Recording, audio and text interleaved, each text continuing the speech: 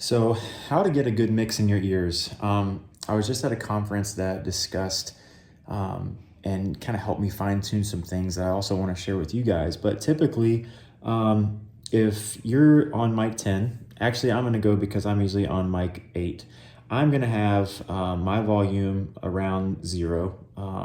You definitely want to hear whatever you're doing, whether it's you're singing, you're playing, you want to hear that primarily so you know that you're on pitch, so that you can hear yourself clearly, to be on the right timing.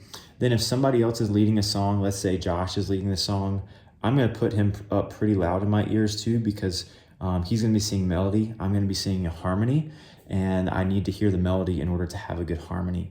For some of the other singers who may be on the praise team that week, I'll put them usually starting at like -20, so I can hear them, but they're not dominant in my ears. They're not, I'm not having to change my part based on what they're doing necessarily. So that's kind of a basic vocal, having yourself above the mix. The other, secondly, the most important thing right now is having the click in your ears. You want to be able to stay on timing with the band, timing with the vocals, where we're going with the song. And so you want to have the click audibly heard in your ears. And then from there, I usually pick a couple band instruments that are key for the day. For me, the piano is pretty prominent in my mix, usually at like a -5. Acoustics, usually about a -10. Same thing with both of the drums. I have them at -10. Sometimes I'll put some bass and electric or keys in, not all the time. That depends on what type of mix you want to build, what you want to hear. But many times they say less is more. You don't want to damage your ears by pushing so much volume, so much sound, but at the same time, this is an aid to stay in time, to be able to blend well with others. And so I would say start out with less is more.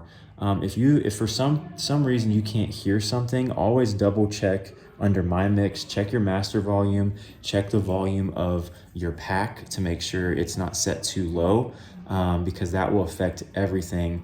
That's why it's really important to start this at 6 and to start this at 0, and then you can build from there. One final thing is every song, you can save your mix per song. So you don't have to do the saving. Our soundboard operator does that. We know Jesus saves, but the soundboard operator saves the mix from there. And so, if there's a lead on one song where, maybe Josh was leading the first song, and it's really loud in the auditorium right now, so we're getting some volume levels right now. But then let's say Josh was leading, but then in the second song, let's say that Faith was leading. So I'm going to push Faith up, and I'm going to put Josh back down to probably about -20, so I can hear the melody, but I can still sing a part if I'm doing that. So hopefully that helps. One more thing I need to talk about is room mics. We discussed this in the first video, but that's something good to have at -20. Piano talkback is very important. Typically you're not pushing things through the Mac unless you really want to hear a video that's being played. But yeah, that's about it. That's a good way to start a basic mix on the in-ears.